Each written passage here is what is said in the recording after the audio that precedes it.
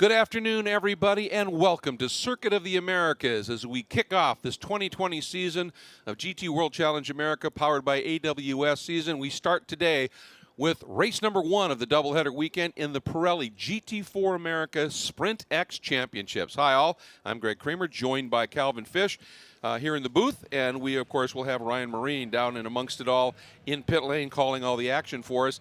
And we had a very interesting qualifying session unfold a little bit earlier. We had rain, quite literally, Cal, just surprised us out of nowhere here, and it kind of put the cat amongst the pigeons. It really did. We saw some spins, some moments where cars looked like they were damaged, just drove out of the tire wall and continued. So some big surprises and a lot of fun up on that front row there today.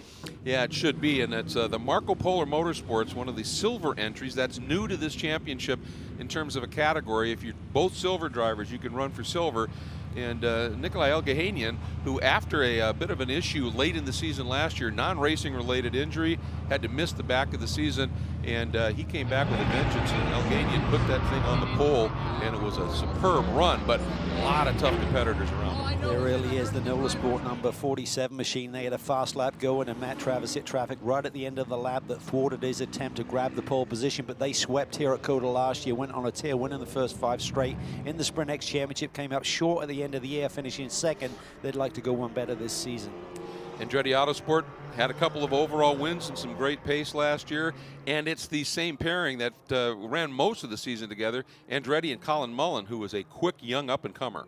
Yeah, I think they're really strong. I mean, they've had a few technical issues this weekend, didn't do any off-season testing, but that was a great run by Colin here this morning. They had 3 wins together last year. When you look at the combination, they're a silver pairing.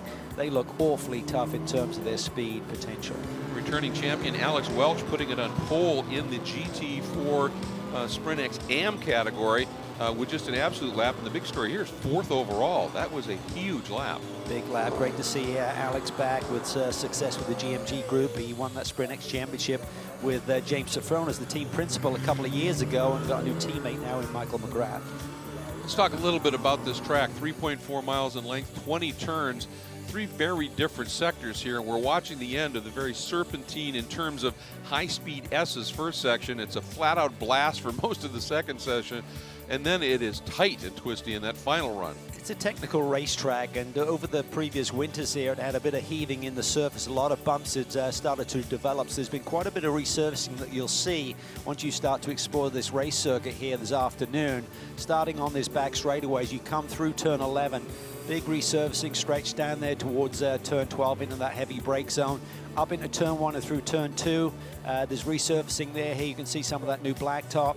And then also when you exit the very tight turn 15 area through that triple apex all the way to turn 19, almost to the completion of the lap, there is some resurfacing. So much smoother surface. Talking to some of the teams and drivers in terms of the grip level, it seems to be well matched to the old surface, though it's not causing any problems in that direction. Mandatory pit stop, 5 minutes before the halfway point to 5 minutes after.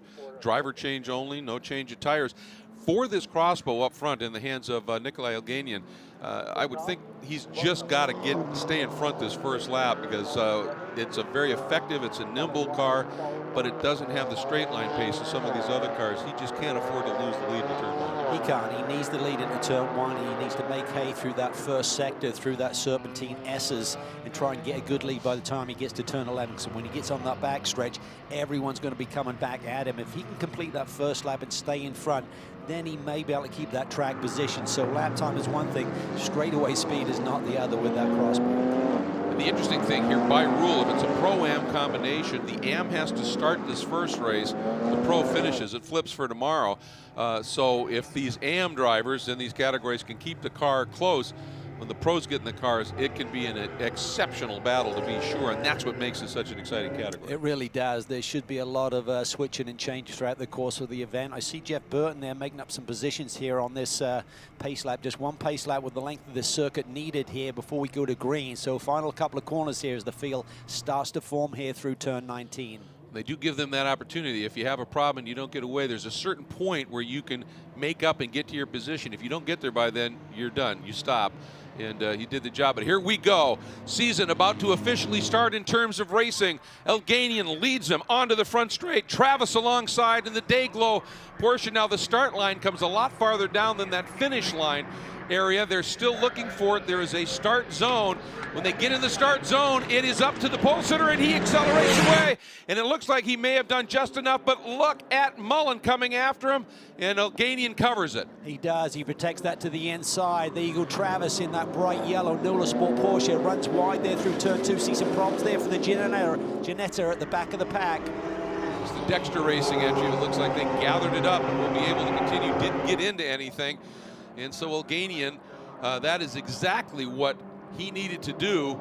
And look at the margin he's able to open up already over Matt Travis. Look at Paul Terry. No, excuse me, that's the 91 of Burton. He has been in attack mode today. He really has. He had to go into attack mode in the formation lap to get his grip position back, and now he's under attack by one of the ST Racing BMWs right behind him. My favorite corners are right here. This fall away downhill left-hand kink, turn 10.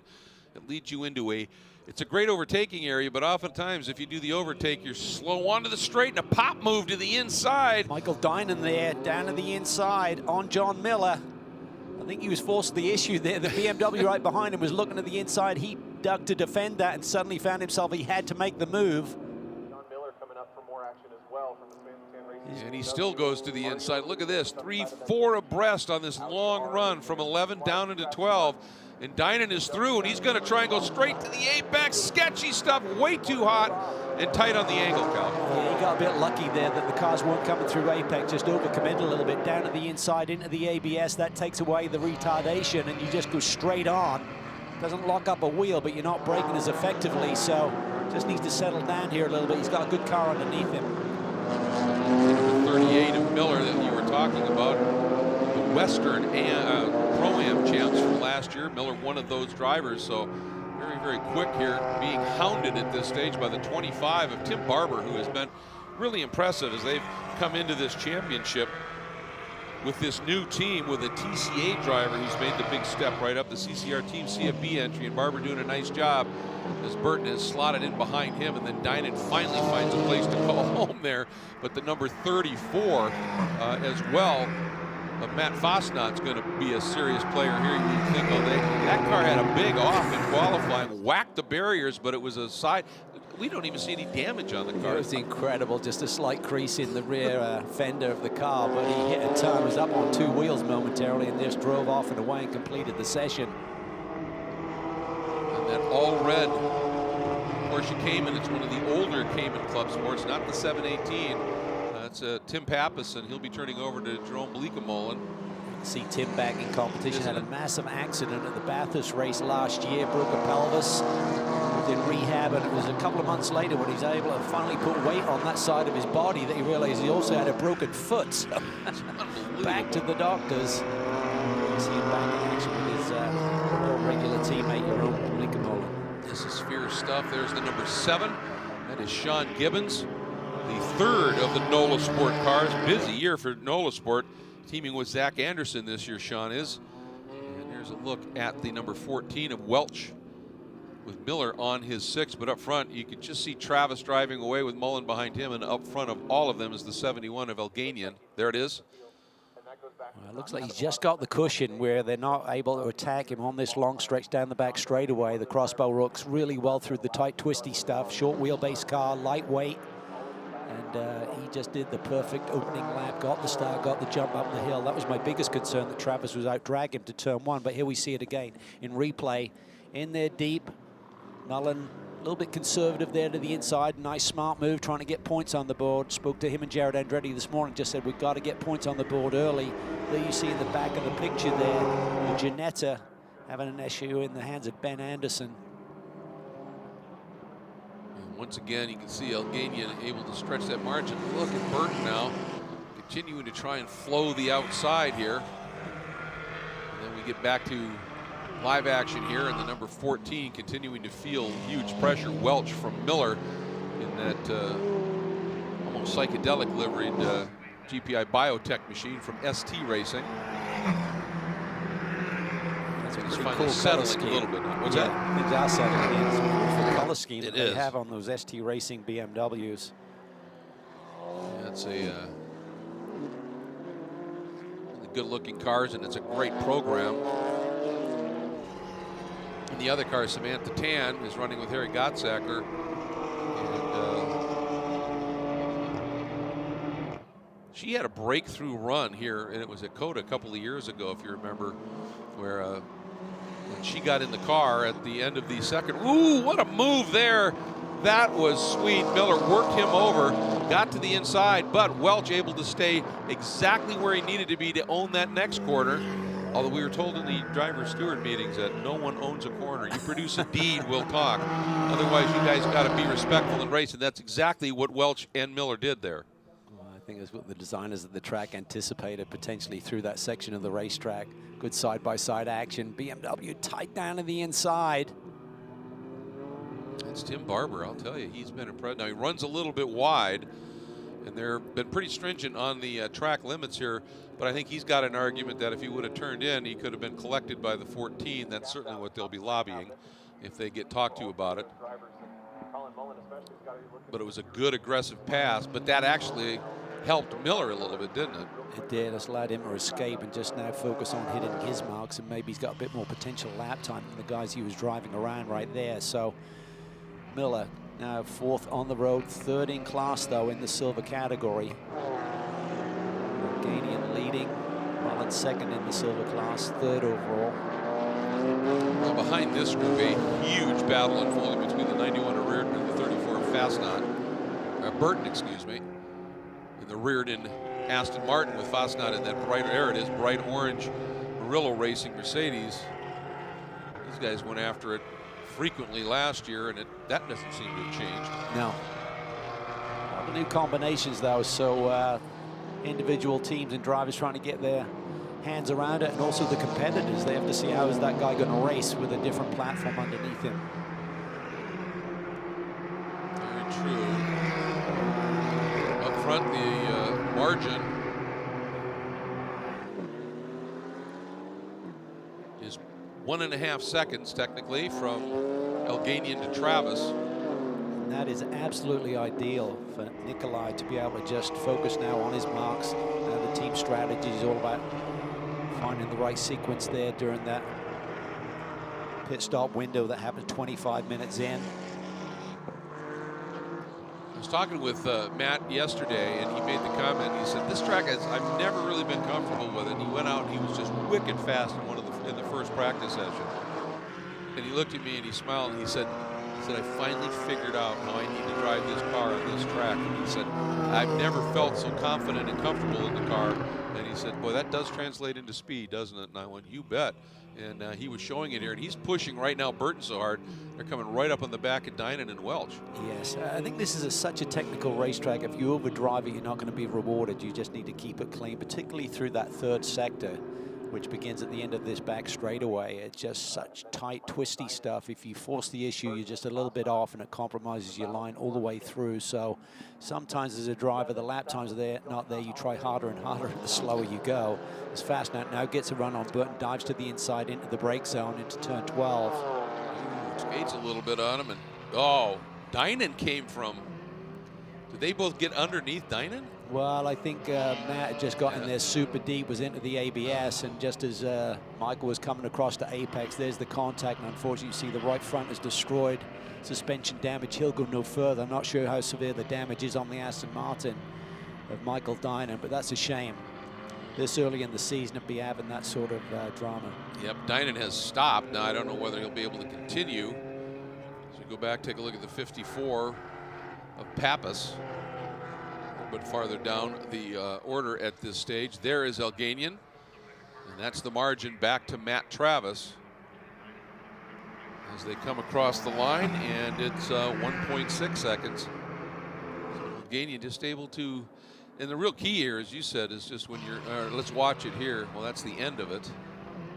Yeah, it's just one of those, you get into your own little race, and if you got cars in close proximity at that critical point, We saw a Michael Dynan a couple of laps earlier where he overshot the corner, but fortunately the traffic had cleared at this point when Matt did the same thing. Michael was turning in, so not Michael's fault. No, just Matt had committed and just wasn't slowing the car down enough. But I'll tell you, I think we saw the reason why Miller was so adamant about trying to get around everybody in front of him is he saw that lead group of three starting to ease away. He has now uncorked the fastest sector of this race and trying to come after him a bit here. Yeah, and he's had the fastest lap already, a 2:17.3 compared to 2:17.6 for Alganian. And Travis at 2:17.7, so he's got a little bit more pace than Colin Mullins, so he may be able to run him down here. As you can see, that gap is shrinking rapidly between the third and fourth place runners. Have you been watching Mullins' line through turn 8 in particular? He's got all four wheels behind the curb. Now I know that in the drivers' meetings, the steward said there are a couple of spots we're not going to worry about things too much in terms of track limits, but that's almost shorting the course a little bit here. And I'm wondering if there's going to be some communication there. Well, I think there's not going to be an automatic penalty, but if Brian Till, the chief steward, does feel that he's getting a regular advantage there, they may have him tone it down a little bit, but it's not going to be an immediate hit. But it did seem that between the GT4 and the GT3 competitors, there was a slightly different message delivered in terms of track limits there through turn 8. Essentially what they're saying is that white line, that one that is straddling right there, that's the track limit. If you don't fall over there on a consistent basis, you're going to ding. The laps were taken away in qualifying. In the race, I think you'll get a warning, repeated offense, you'll be doing a drive-through.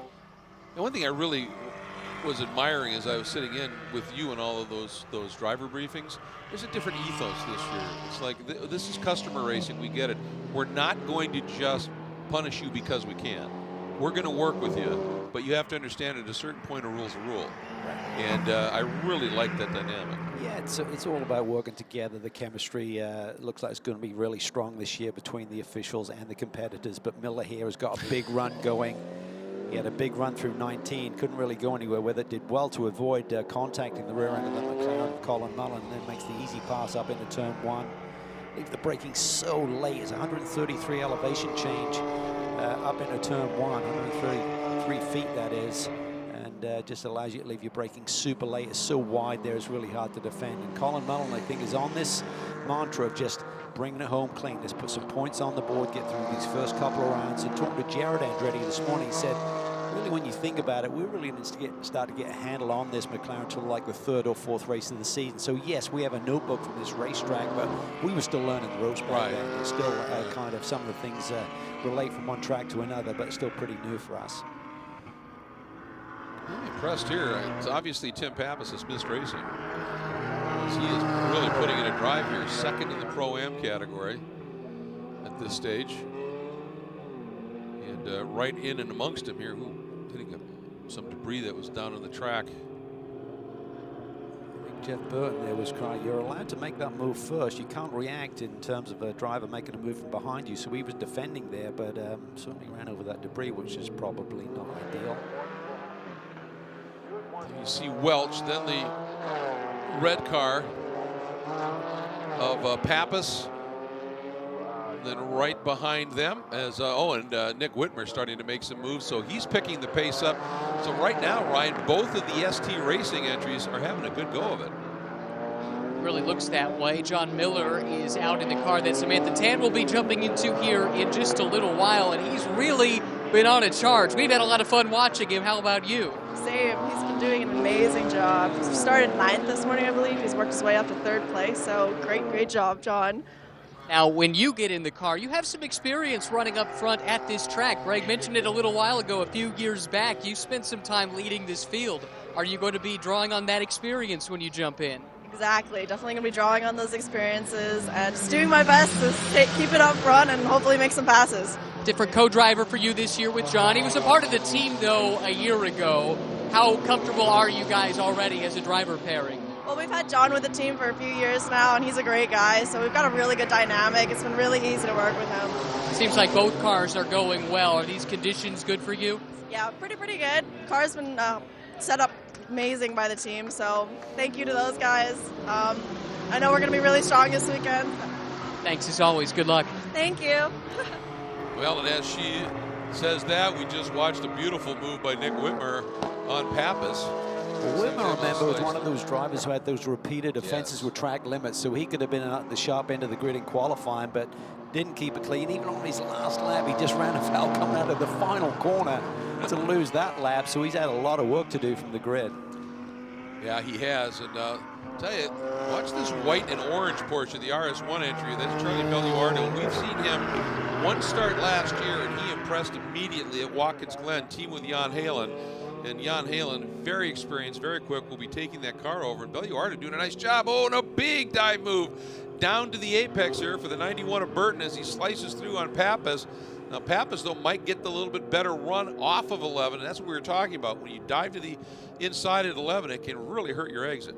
It really does. You just got so much steering input, you can't get back to throttle. That allows the other driver to come down to the inside, open his hands up, and get back to the gas pedal. Now accelerate you there, but really tight here as they all dive down into the brake zone. Tim gives it up. Just the meat and the sandwich there, and it looks like Burton may just hold on, but he's using a lot of the track and a bit more to defend right now, and that's one of the things here at this race circuit. We saw a couple of years ago, I think that was Pompelli and Foss having a battle in some GT4 competition, and couldn't get by because and here we see a pass for the lead. Yeah, we didn't see where it happened here, but obviously Travis absolutely intent on getting around here and dealing with it. Now we'll see what Alganian can do. And he is dancing that line in terms of track limit off of turn 20. I'm not sure if he's going to be getting some warnings, but definitely using everything up there.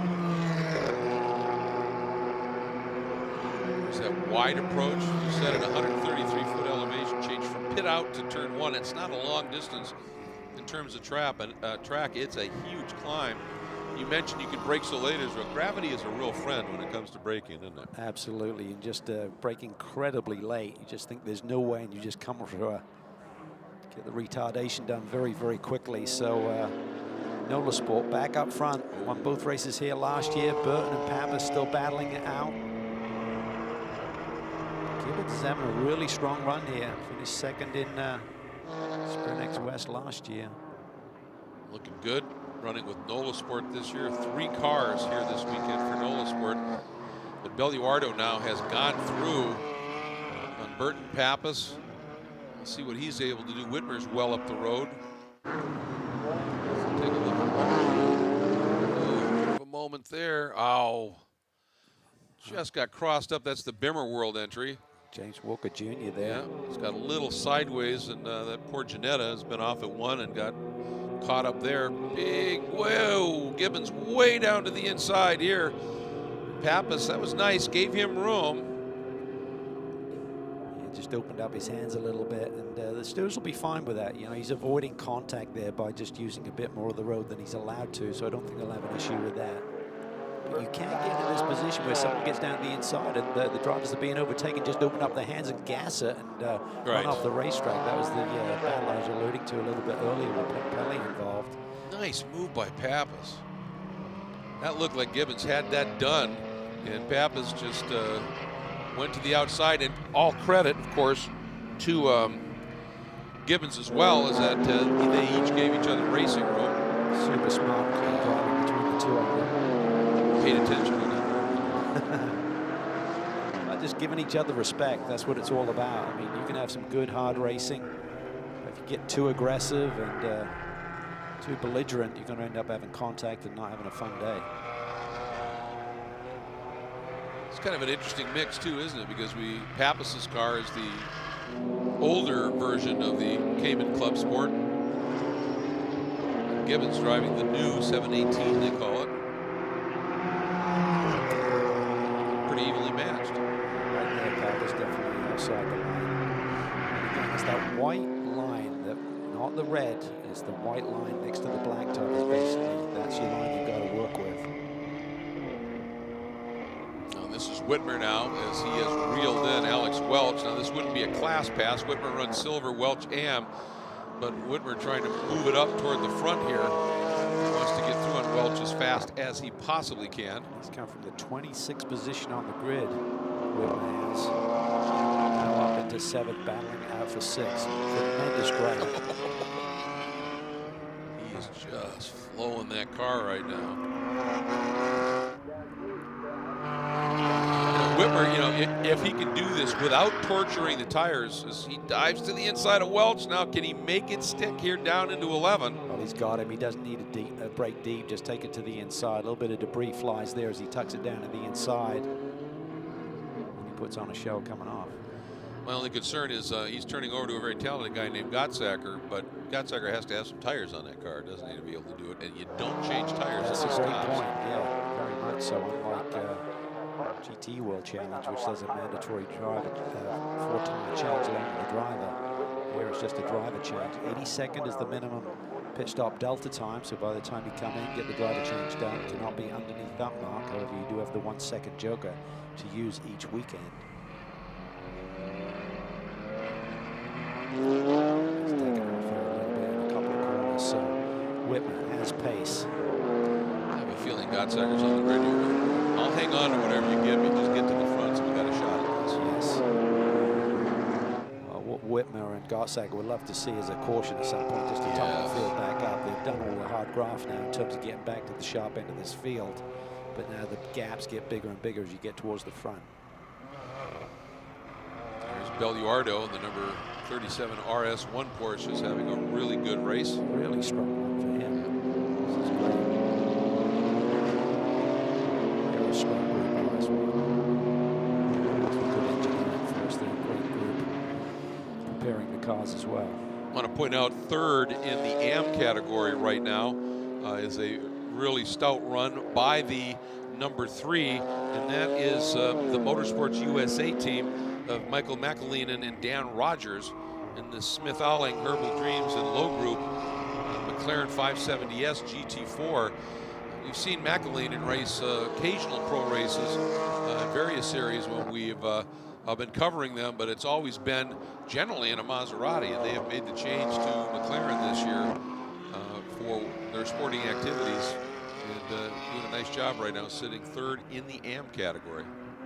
Well, Belluardo, the team has got the RS1 Porsche running the curves really nicely. He's really having almost shortcut through the S's there a little bit. He's coming up in the back of Welch. I remember Welch is leading AM, so this would not be a pass for class position. But for Belluardo, trying to position that RS1 Porsche as best he can to turn it over to Halen. Oh, look at this now as Miller taking a run at Elganian, and that margin has blown up a little bit. It was like 0.4 seconds. And it's now over to 2.1 from Travis back to Elganian in that Marco Polo Motorsports entry, and Miller has run him down. Yes, really strong run. The ST Racing BMWs look like they've got a lot of pace here. I think the conditions this morning thwarted their potential lap time, and but now it's dry. We're seeing what they can really do. See Elganian through this twisty stuff. Car is really got to be a lot of fun to drive through there. Burst onto the scene, I think it was 2018 at Lime Rock when he grabbed that pole position. It's like, where did this young man come from? Yeah, he's impressed ever since. And his breakout race, I mean, that was obviously a great weekend, but his breakout race last year at Canadian Tire Motorsports Park, he got pole and then out-dueled Spencer Pompelli for a win in one of the races. He was almost in tears during that interview. That was something he'd been looking forward to so much. Very shallow approach up there, and I'm not sure if he's expecting Miller to make a move. Looked like Miller had a little bit of understeer when we were looking at him tightly and coming through turn 20. Not sure what the balance is like in that BMW. There's some late adjustments during the course of the weekend to the tire setup that these teams could run here in GT4, so maybe some of the late setup changes are catching some of the teams out in terms of the perfect balance of the race car. I'm going to point out here that second right now in the AM category behind Welch is Sean Gibbons in the number 7 Motorsport car. Third in the Pro-Am category is the 91 of Burton, just updating you on who's running where at this stage. Travis leads in Pro-Am. Belluardo sits second in Pro-Am. The interesting thing is Welch got shuffled back a little bit here, Cal, and that has put him now, really, he's just a couple of seconds clear of Gibbons, so that battle for the AM lead could be pretty solid here shortly. It really could. Sean Gibbons is having an excellent day, really, really strong lap times. Now we see Miller make that move on Elganian down into the brake zone. Clears him easily on the straightaway. Big delta between the two cars in terms of straightaway speed, but Miller runs wide. This is where Algany will be super quick.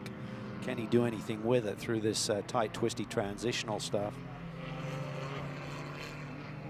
Tries to carve underneath, can't quite get it done there. See the platform in that crossbar, so much flatter, it doesn't roll as much as the BMW coming through these corners, keeping the footprint of the tire a lot more consistent, giving you the grip that you're looking for. See if he's able to do anything, just roll some speed. He might be a little bit too close to really do much with it here. Yeah, you almost need a little bit of a gap, be able to roll through the middle of the apex with speed and time to run into the next corner, but this should allow Miller to stretch it a little bit up this front straightaway.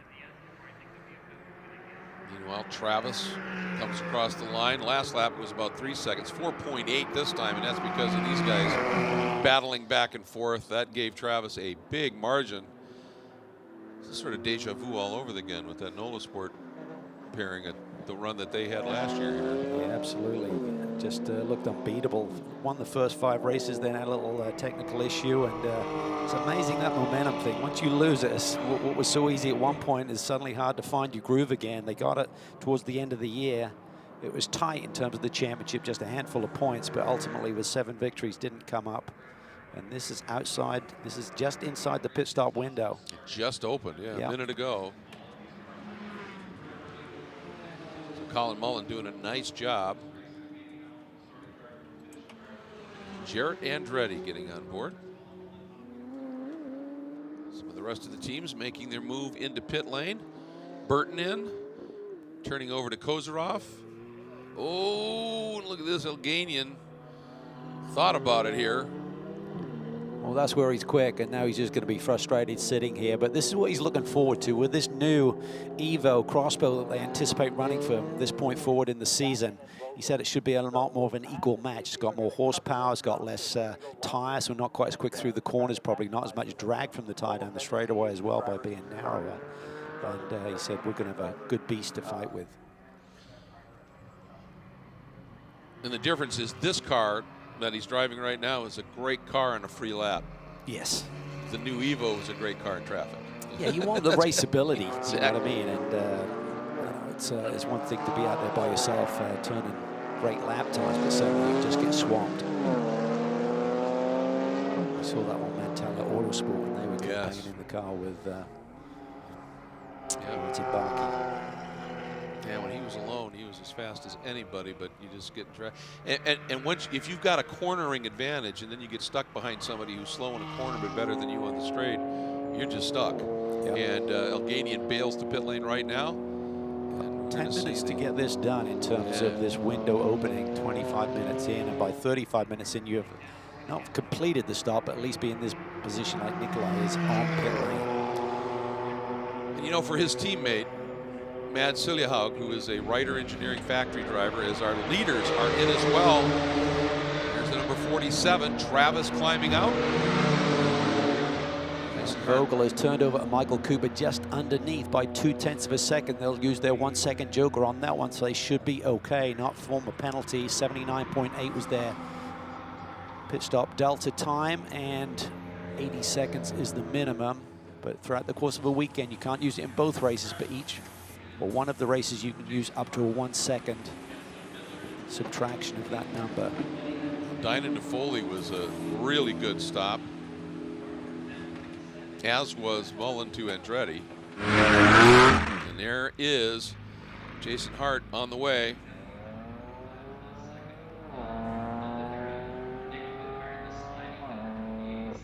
So these stops have started in earnest. Walker is in. He'll be turning over to Oberlin. And I was going to say, for Mad Siljahaug, who's the Ryder Engineering factory driver, who's the reigning ADAC, which is the German National Championship GT4 champion, he came over here. I mean, he's the factory guy and everything. And how excited must he have been to have Nikolai put it on pole and show that, yeah, this guy's fast too. It'll be a lot of fun to watch. The clock still tick on the Oberlin James Walker. If there's an issue on pit lane or whether our data is incorrect, but not a good time right now. There's Andretti. Window World Endurance Warranty McLaren from Andretti Autosport. And here we go. There's the number 71 making its way out. Celia Haug comes out. I believe that's still Pappas on the car, isn't it? Or did they do their stop? Their stop they is did. Bleekemolen, so they've leapfrogged around the crossbar here. Yeah, they lost a lot of time. It was a 152 by Alganian to Celia Haug. So they lost 30 seconds to the field with that exchange. So something went amiss there. Well, that's going to be interesting here because that crossbow doesn't have doors. It's got like a cockpit opening. It's like a fighter comes in. So I wonder if that's going to be complicated in terms of those driver changes. There's the 38 of Miller, who is still leading. He has not pitted yet. Stretching things just a little bit. Right behind, oh, look how close that is. That is the Brian. That is now Kenton Cook behind the wheel of this car. And Kenton was topped one of the practice sessions. He is a super fast driver. He was wise there to give it Yes, up. he was. Ate up some of the curb there through turn 9. Otherwise, there was going to be contact. Positioned the car nicely, but there was nowhere to go with it. Miller, Barber, Whitmer. We're talking the 28 of Nick Whitmer, Welch, and Anderson. The drivers who still have a stop in their future. And we'll see what's going to happen here, but Kent Cook certainly up on the wheel. Great to have him actually driving a full season. Yeah, he's such a talent, and it's good to see that he's still getting opportunities. Looked like he's going to slip through the net a little bit in terms of these young drivers who show great potential. And now he works hard at his trade, does a lot of coaching work, and he's got a great teammate here in Brian Putt this year. It'll be a super little team, I think. And with that Aston Martin platform, Kenton makes the big move into that brake zone. That was nicely done. It just takes away all of the road. Well, obviously he wants to make some hay here and not be stuck relative to everybody else that may still need to pit and open up a little bit of a margin. He squared up pretty aggressively there, and looked like he had all four inside that white line. So we'll have to see how that plays. And the guy never to count out. Oh, and look at this. Into the pits comes the 26, and Miller. I think he was a little bit faster to the pit marker. Yeah, and that's the got trouble. If trapped you a have bit. someone who's not really on it, Yeah. it seems like the classic BMW may not be maximizing all of the entry speed there to pit lane, and that is really hurting the ST Racing BMW right now. But the guy that was behind the 38 here of Miller and Kenton Cook, Greg Leafoge, and they did nothing other than win the national Sprint X Pro-Am title last year. 83.8 second pit stop for them, so they lost 3 or 4 seconds on the table there with that pit stop exchange. Within a second, if you're outside of a second of the minimum, you're really giving up a bundle to some of the top teams who are executing a little bit better. Yeah, but I mean, we know what Reardon Kozarov and how effective they've been, but look at that stop. I mean, they left 27 seconds on the table. I mean, that does cost you. So Jason Hart now behind the wheel of the 47 Nola Sport Porsche, having completed the stop, and is just throwing down the best laps he can here. They did the stop early, trying to maintain the lead. And it looks like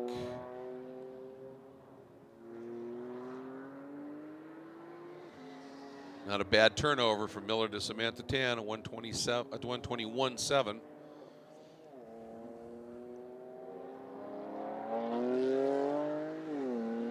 A minute left on the clock. I think pretty much everyone's been in now at this stage of the game, but once that clock hits 25 minutes left in the race, if you're still out there, that will be a penalty, as we now see side-by-side action here between Hart and Bleekemolen and up into the brake zone. Celia Haug watches. I think that might be Zach Anderson in the number 7. Okay. But yeah, still, and then Celia Haug.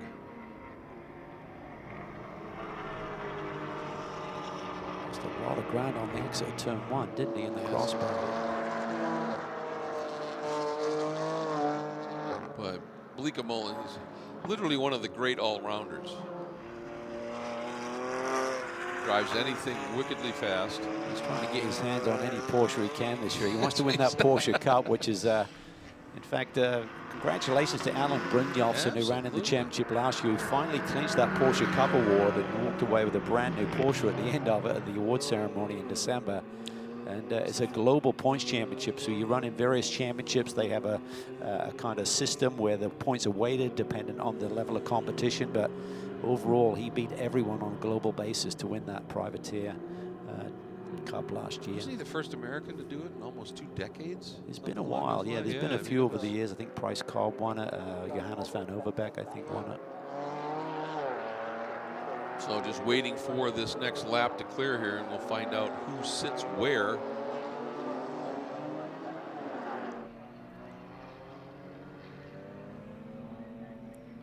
And I'm fairly sure that the 47 of Hart was able to get around the 38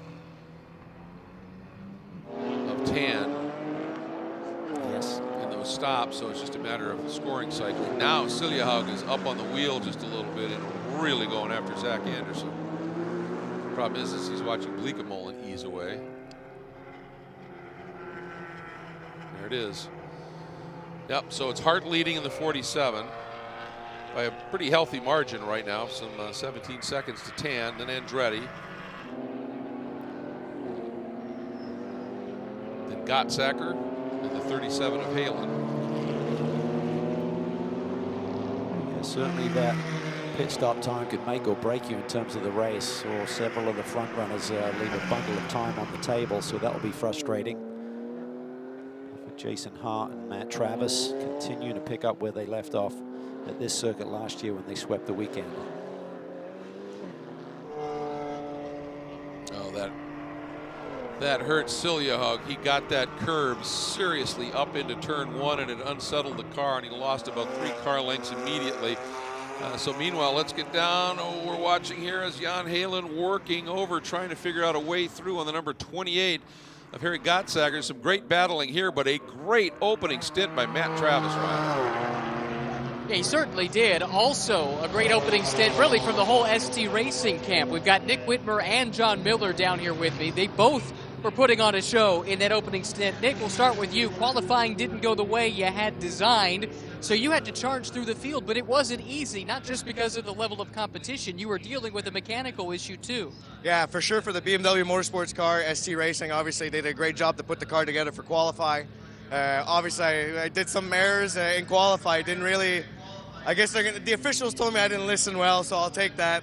I cut the corner and they took my fast lap away. Got to bite the bullet, start from the back, go guns ho. But when we got out in warm-up lap, I said, guys, there's something wrong with the car. I think there's a shock broken or something. Car was pulling left as you accelerate. So all the right-hand turns, I had a lot of push, and the left-hand turns, I had a lot of oversteer. So, but like my crew said, hey, green flag's out there, we're not in the car, so heads down, go ahead and go, and brought it up to 6, and it was a great job. Well, Harry gets to deal with that now. We'll see how he does moving forward. And for you, John, you had the fastest lap of the race, at least at one point. That may still be the case. You drove the car to the front. Were conditions ideal for you, especially relative to what you dealt with this morning? Yeah, qualifying it, started to rain a little bit right before we went out, and then Nick and I went out nose to tail, and, we felt like we put some good laps in. The stewards disagreed with us on that.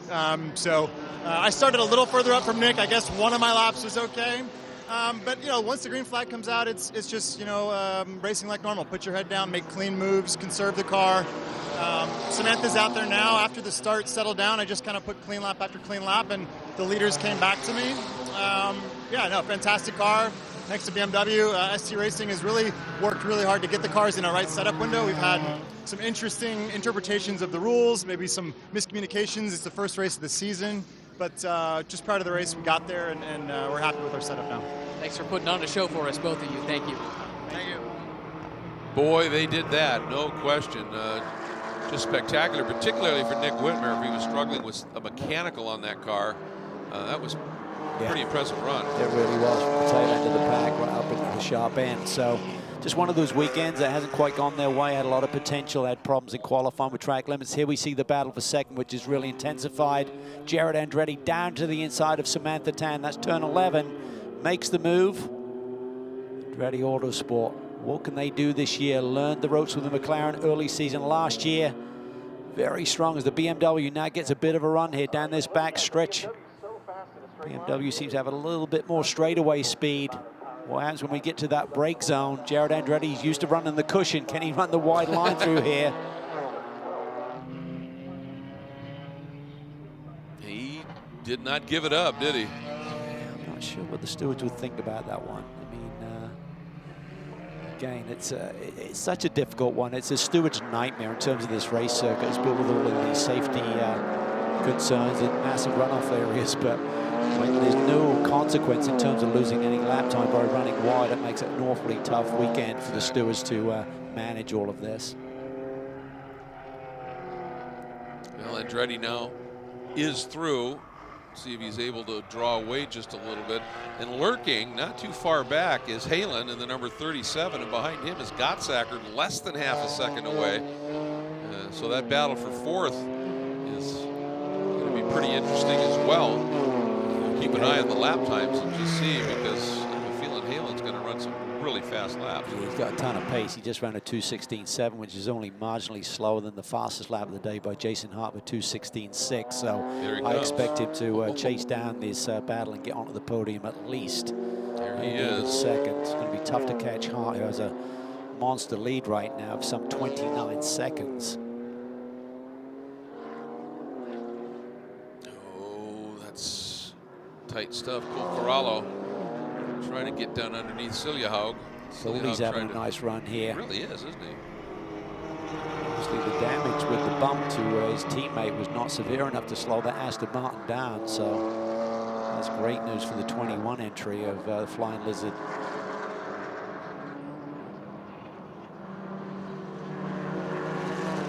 Foley has potential in pace to maybe make up into the top. The top 5 is out of the question with still 18 minutes to go. Makes the move around the outside of Cirello and gets it done. So that was a pretty move, speaking around the outside, also by Siljahaug, who went right around the outside of the 7 of Zach Anderson. Now let's make that crossbow as wide as you can. Now this Exactly. back straight away. And Andrew Davis. A game of Pac-Man behind you. They're coming to gobble you up.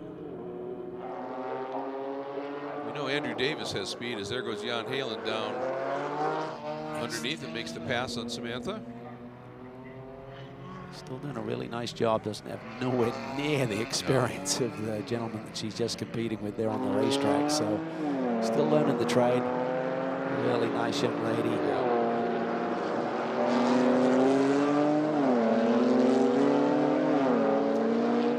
Right, and now out of the number 47 car and having a bit of refreshment. I alluded to the great stint he had earlier. This time you are with Matt Travis. Yes, I am, Greg. And indeed, it was a great opening stint from you, Matt. And Jason going really well right now. But let's talk about how things went for you starting on the outside of the front row. Seemed like the race came to go over the course of your 25 or so minutes. Yeah, it really did, Ryan. It was a good starting position. Obviously, would prefer to be one better, but you know, P2 was great, especially with some of the changes that got thrown our way before qualifying. So challenging conditions with a little bit of oil down on the track, but you know, I think the team reacted really well to everything that was thrown at us. I mean, these guys are fantastic. When they wake up in the morning, they piss excellence. So happy to be here, and hopefully Jason hangs on to it, man. Well, certainly you've got the home track advantage. It's a New Orleans-based team, but a couple of Texans behind the wheel. Is it extra special to perform well here? Yes, sir, no doubt. Yeah, we've been around here a couple times, and this one's always special because we got a lot of friends and family, partners. Just everybody's here, so to bring this one home, it'll be big. Fingers crossed. And Jason's running clean right now, but did you get a sense for who maybe the closest competition might be as we head down the stretch? You know, the Andretti car was strong. Certainly the KTM started out strong. But the Andretti car seems to have been pretty strong. The McLaren's plenty quick, so we'll see how it goes. I mean, I think the BOP is really good this weekend. Everybody's kind of in it. The Astons are powerful too, so we'll see how it ends. Good luck. Thanks. Appreciate you guys. All right, thanks very much, Matt. This is interesting here. You got Bleekemolen coming up on the back of both of the ST Racing entry machines, and I think that was Harry Gottsacker that I think Samantha just let through. Meanwhile, it's Halen on Andretti for second. He is flying. Ooh, Andretti really pitching the back around. Can you try and dive to the inside here? Andretti covers it immediately. What a brilliant racer Jared is, and he immediately protects. He's half a step ahead rather than half a step behind in terms of defending here. A little bit of that tire squeal. Like they are leaning on it, aren't they? Setting up on the outside flank, you got to be so careful, because if the driver loses you in the side view mirror there, you can suddenly find them coming back over on your line. But Jan sets it up nicely. Easy move there into turn 20. That Porsche was hooked up a little bit better at this stage of the race with 14 minutes to go. I wonder if that little bit of chirp, I think that was Andretti floating just a little wide, and Halen is going to pounce on that immediately, isn't he? Yeah, just they haven't had the smoothest of weekends with the Andretti Autosport Group, so they'll be happy with this. They're up in the good points. Podium run here out of the box would be a strong start to their year, based on the fact they didn't do any off-season testing. Been a tough season for that whole group with the passing of John Andretti, and our hearts are out with that whole group and the family. I mean, John was such a great competitor, has huge passion for motorsports and his son's racing, and he'll be sorely missing our paddocks this year. He certainly will. Great driver, but a far more important to classic. This is a tidy and tasty little battle, as you would put it here. This is Gottsacker and Bleekemolen, and this is for 4th overall. Bleekemolen has the pace here to make this move. Is just being patient enough with it. The key for him is not so much this position, but the positions up ahead. If he wastes too much time here, it may make him run out of clock before the finish to get any further down the road and catch that top 3. It's a battle for 4th we're looking at right here. Well, and the interesting thing is the top 2, Hart and Halen, are both Pro-Am cars. Bleekemolen's 3rd in Pro-Am. And he's got a shot at Halen if he can get through and then really set sail. Hart's, they're definitely going to need help to get to Hart here at this point, but see what he's able to do if he can clear here, and it looks like he's going to get around Gottsacker. Can he go get around Andretti and make up about, what, 5 seconds? Yeah, I think he has the pace to do it. I mean, fastest lap so far today. He's almost a second quicker than the 36 machine of Jared Andretti, so he's got enough time on the board to go catch him and maybe put that Black Swan Racing Porsche up onto the podium here. And you see the gap. Yep. Just such a pro. As we mentioned, running in various championships globally, going after that Porsche Cup. He's already run here this year. Earlier this season at Circuit of the Americas. That's a slight advantage with the circuit changes, Greg, with the surface changes and everything. It allows you to relate what the track now dictates to you and set up before you even turn a wheel here this weekend. Yeah, so that feedback is important. And he and Pappas teamed up in the days of the American Le Mans Series to win 2 GTC championships, so they've got a tremendous amount of experience together. Well, here he is coming after Andretti in a hurry. And he's doing some endurance races with Tim in other championships this year as well. So great chemistry. And it's a great fit on both sides in terms of Tim providing the racing opportunities for Jerome, and Jerome teaching him and giving him the results. You see that turn 8. That's using it all up. Absolutely it is. And this is one of those things, I wonder just how hard Andretti's going to fight him. Yeah, you love the overall, but as you pointed out, Andretti's leading in the silver class, and they want that championship. And so Bleekemolen, and there he just let him go, I think. Yeah, I think that's a great. great. It's a different car. Sorry about that. That was the 77 Compass Racing McLaren. Sorry about that. Yeah, Jarrett's still up ahead, but that's a great point that they are running for a different class. So But Jared Andretti doesn't like being past periods. So, very true. He's a feisty competitor. That's your margin right there. Sector 3, again, such a technical area of the racetrack, just placing that car in exactly the right place through here. Being patient, not overusing the tires. Look at the different lines that some of these cars are in. So there are those that just like to keep it tucked in really, really tight. And Bleekemolen just flowing in a little wide. Now, obviously, he wouldn't do that with somebody right behind him. But when he's got nobody behind him and he's in chase mode. Whoa, that is the 26 going around. Sketchy moment. Wow, what a piece of evasive by both Andretti and Bleekemolen. Yeah, that was wild. Which way you gonna go? Which way you gonna go? They both got it right, but close. That was Toby Grahovic. They've had problems from the drop of the green in this race. Spent some time in the pits and everything, so something's just not quite right with that car. You don't see Toby make that kind of mistake very often. Well, the car got damaged, remember, in qualifying, got a lot of front end damage, so if that splitter is not in exactly the right place, it could be changing the balance of the race car, so you're just trying to live with it, and it may have caught him out. Okay, so your last lap for Andretti was a 220.8, Bleekemolen a 219.5. Obviously, those laps were somewhat stymied by that end, yeah. And we'll see what I think Bleekemolen's got more pace, so his car stays underneath him. I expect him to catch Jared. Getting by him may not be the easiest, but certainly has the pace to get back on the tail of that McLaren. I would think as a racer you would love to have the reputation as being difficult to pass, because that just plays a psychological game with the guy that's coming up trying to pass you, because you may not have to do as much as he thinks you're going to do for him to go, yeah, I don't want to mess with that. Right. It does, and particularly, you know, we talk about Michael Andretti, you know, part of the Andretti family, of course, Howe, and, you know, like Ayrton Senna, Dale Earnhardt Jr., some of these guys you knew they were coming through. Yes. So, yep. Get ready.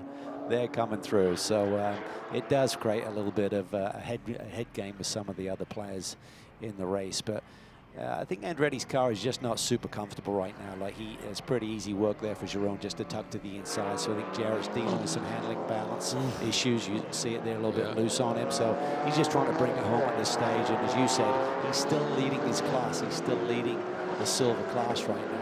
He'll be wanting the information back to Gottsacker. That will be the one that he'll probably defend a little bit more vigorously. Yep, Gottsacker and Siljahaug. There it is. There's Toby getting away here. Andretti. I'm sure if he maybe got cut down left rear. Oh, maybe. Yep. Yeah, Spot on. down, yeah. Meanwhile, up front, Jason Hart, after he got the car, set fast lap at a 2:16.664. And that margin has been up as high as 38 seconds, and I think he's easing it off just a little bit here. And it's down into the 36 range, which is pretty substantial here with under 7.5 minutes to go. Halen sits second, and they're both Pro-Am, so that's the class. And now Bleekemolen is through and into third. That's Pro-Am as well. So he's got to find 3.5 seconds to get to Halen. Well, yeah.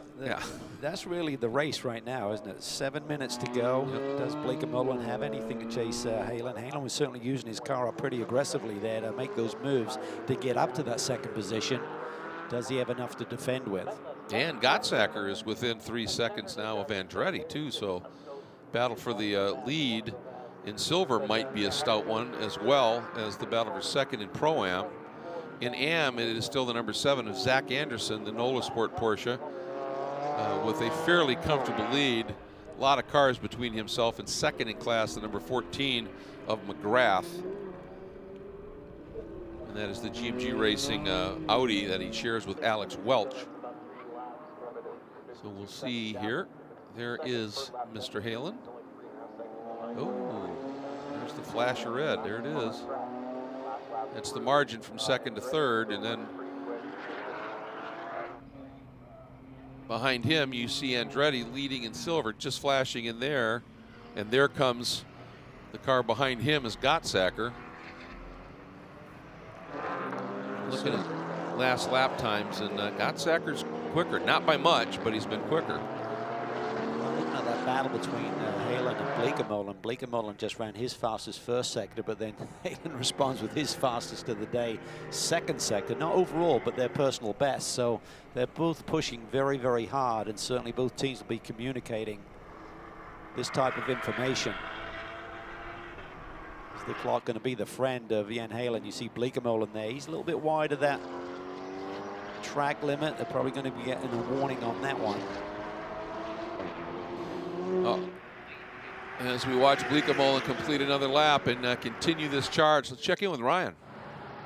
Yeah, guys, I checked in with Colin Mullen a moment ago, Jared Andretti's co-driver, just to get a sense of the level of concern there. And he said he's not terribly surprised. They came into the race expecting their race pace to be down relative to some of their competitors and simply chalked it up to the old horses for courses. He felt like this was not the best track for the McLaren, and they'd have some better luck a little bit later on. And as you guys speculated, their main focus is that Silver Cup class lead, so they're certainly keeping Jarrett well informed about his closest competitor in the class, Harry Gottsacker, and he'll do his best to keep him behind. But other than that, things going about as expected, just not as well as hoped for the Andretti Autosport bunch. Well, you've got to have a nice dollop of realism in racing, don't you? And they understand that with Robin Pemberton at the helm. They get that figured out. And Andretti has responded when Gottsacker got down to under 3 seconds. Andretti just clicked a lap off that was 0.3 faster than Gottsacker. It's back up to 3.1 seconds. So as Ryan alluded to, clearly they know who the competition is and are really working with that. Plus, right there, it looked to me like Gottsacker just had a huge amount of push going through turn 11 here. And Davis has quietly just marched his way up the order. And we know he's fast. Look what he did in qualifying for the race tomorrow. Yeah, he'll be starting from the point tomorrow. So this is a fast charging Andrew Davis with a lot of confidence, you would feel, from that pole position in the second session of qualifying for Sprint X competition here this morning. So yeah, and as Whitmer alluded to, Gottsacker's teammate, he said the car is not super happy. So maybe Harry's fighting some of that balance issue with the car, and he said it was different left to right-handers. So here we see Andrew just trying to set him up. Car running super wide, really going to use up the tires when the car's kind of that on the knife edge. There's that never-ending triple apex right-hander. Sort of falls down just a little bit, which tends to induce push anyway. It just tortures those left fronts, doesn't it? It does. Goes on forever. It falls away right at the end of different track surface, of course, which finishes on the exit of turn 19. So Davis has pace. He's just got to show the discipline now with just under 3 minutes to go. A couple of laps left here to get the job done. Tell you, Siljahaug just set the best lap of the race in that car at a 2:17.4. There goes Davis. He's got the inside now on Gottsacker. It's a lightweight car, so that crossbow should be really kind to its tires on these long green flag runs here, and Mads is certainly showcasing that.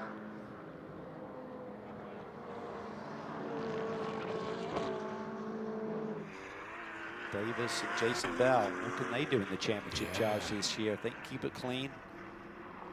I think Jason Bell has showed pace over the years. He's just showing that discipline to be consistent. And I think, again, we said it in qualifying this morning, Greg, if he really listens to Andrew Davis, he is an unbelievable teacher and coach and mentor for any driver trying to learn the trade and the craft here. So potentially they could do great things in 2020. What is tough for, you know, a driver that's just kind of getting into it to get sometimes is 1 or 2 lap pace is one thing. It's stint pace. That's how you win races, and that's tire management, racecraft, all of those things.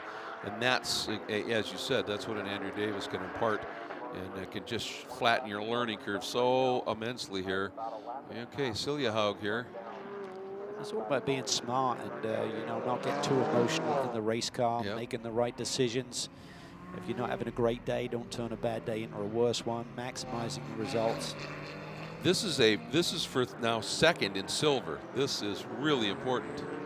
Gottsacker's in trouble. He's really struggling with that race car right now, just hanging on here, trying to get to the checkered flag, but he's got a lap and a bit to go. They'll beat the time in terms of... Hart still has that big lead Halen is hanging on in front of Bleekemolen right now. Andretti leads in silver, and he's opened that margin. It's about 3 seconds. It goes from 3.1 to 2.9, 2.8 to 3, etc. But I think if Siljahaug gets through, he's got some pace, but not enough time left. You see it stretch a little bit. He's maybe making a big move here up into the inside. He knows he's got his favorite part of the racetrack coming up next. Runs out super wide, tries to do the over-under here, does the undercut coming off. Be tough to do to get to the outside of him before turn 2. We are on our last lap. Jason Hart still 32 seconds in hand to Halen. Halen 3 seconds clear of Bleekemolen, 8 seconds back to Andretti, who has Davis coming, but that's not a battle for class position. Then it's Gottsacker and Siljahaug. This battle right here for second in silver. And again, it is Zach Anderson, the number 7 Nola Sport Porsche, leading in AM. Second in AM is McGrath and the number 14 Audi.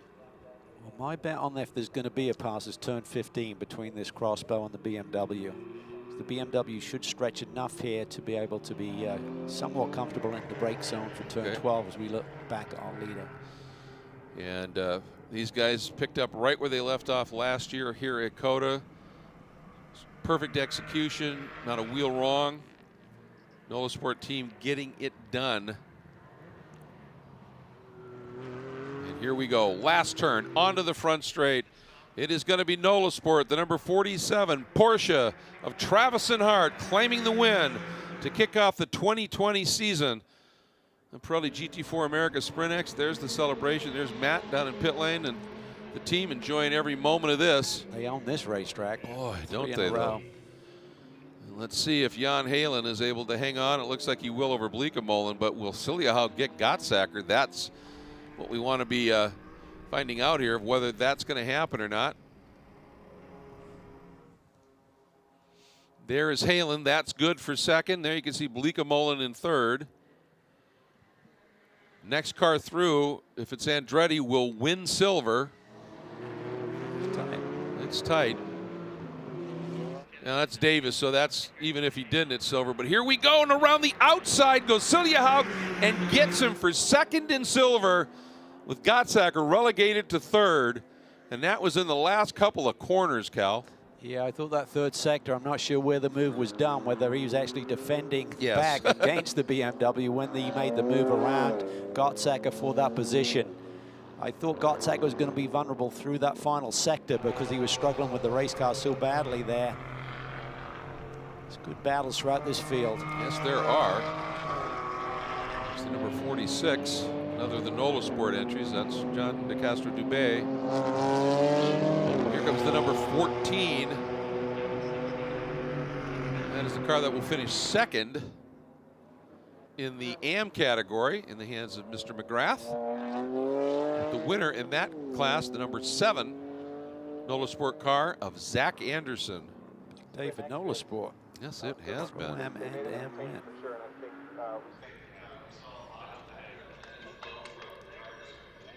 Sean Gibbons there, he'll be pumped. Great way to start the year. Absolutely.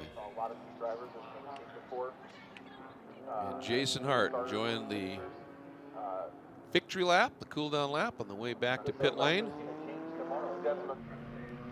So Hart and Travis win in Pro-Am. Andretti and Mullen win in silver. And Zach Anderson and his teammate, the number 7, Mr. Gibbons, win in the AM category. Now the interesting thing here, Cal, is really this race turned, didn't it? By my calculation, as we take a look at the results, a lot of it was, as we've seen throughout since the Sprint X format was created, pit stop execution. It really was. I mean, certainly the Nola Sport team had to handle Travis from the front row, eventually got around the crossbow and extended that lead, but they executed perfectly. Some of the other teams didn't, cost them some track position, and it's hard to rebound from that. You're looking for tenths on the racetrack and you lose 10 seconds on pit lane. Tough to make up. Absolutely. knocking the rust off, though, early season. And, That's exactly right. Execution is, you can talk about it all winter long, but before you get in the heat of the battle, it's tough to replicate. Great field. That's one of the nice pieces of this whole puzzle here, is that this in GT4 in particular, this Pirelli GT4 America Sprint X, the numbers are pretty substantial here in the entries, and I would think it would just keep getting stronger because it's such a great way to run this championship.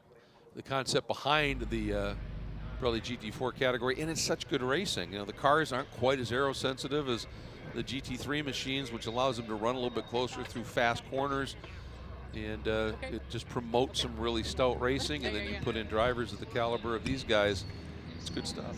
It really is. Jason Hart, I mean, I think he's a very underrated driver in our paddock. He just gets the job done. Just another brilliant performance, and they want to go one better. Started the year off strong in exactly the same way last year. Just came up a little bit shy in the championship. Yeah, absolutely right.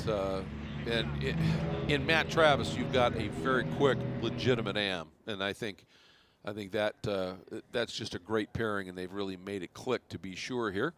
So we take a look. This is kind of an iconic shot. You can see Austin, Texas, straight down the center in the background of the downtown area. The big tower here, and the infamous now, it's turn 1, that 133 feet of elevation change up to the apex here. And down in the pit lane, just to the left of all the activity, is Ryan Marie. Well, just like last year, we end up with Jason Hart, Matt Travis, and Nola Sport in victory lane at Circuit of the Americas to start the season. Congratulations. Looked like Matt did the hard work, and he left it for you to bring it home. How was your stint? Yeah, I'm just a joker pro, I guess. As long as I keep my oar in the water and he gives it to me in the first, we just roll it on in. But in all seriousness, the amount of work that Nola Sport puts in to get this car where it's at, we've been fighting and fighting and fighting setup all weekend and working on the brakes, and man, they just nail it for the race and qualifying. Amazing. And a big weekend for the team, a big day for the team, because you get the overall win, also the AM class win for Nola Sport. Speaks to what you were just saying about the quality of that group, right? Yeah, it's so mega. I didn't even know that Zach and Sean got the AM win. That's really cool. Zach's a new addition, really nice kid. And then we got JCD and Austin in the silver category, kicking some butt out there, doing their best. And we can't ask for more, right? We're growing. We have great people. It's a lot of fun. SRO does a great job. Porsche's got a great car. Pirelli's got a great tire. And we're just happy to be here. Welcome everybody who's not from Texas to Texas. We love you. And welcome to Cota. We love this track. Congrats on a great start to the season. Good luck in race 2. Thank you, sir.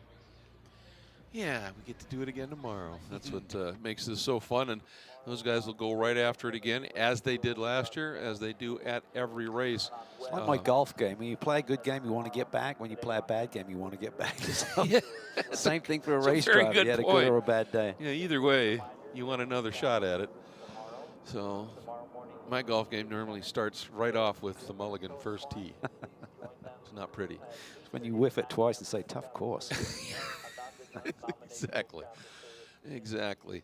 And the good news is here is, you know, when this day started, if you were with us, you'll recognize that there was some moisture on the track, and that has at least stopped. And you take a look here at some of the highlights, and from the pole, Alganian into the lead. We saw the wide run there by the Dexter Racing Ginetta, and Alganian looked like he was going to sort of romp off into the distance. But not really the case here. Really aggressive Jeff Burton at this moment, Cal.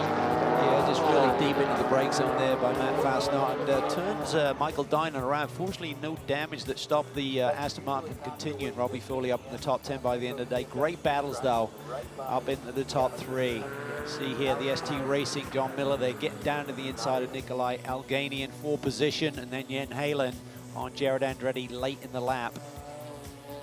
Yep, it was some absolutely fabulous racing, hard fought throughout. In the end, it was the Nola Sport duo in the hands of Hart and Travis. This big moment by Toby Grahovic, some great evasive by Andretti in the McLaren and the red Porsche of Blika Molen. Everybody's getting through, making it work.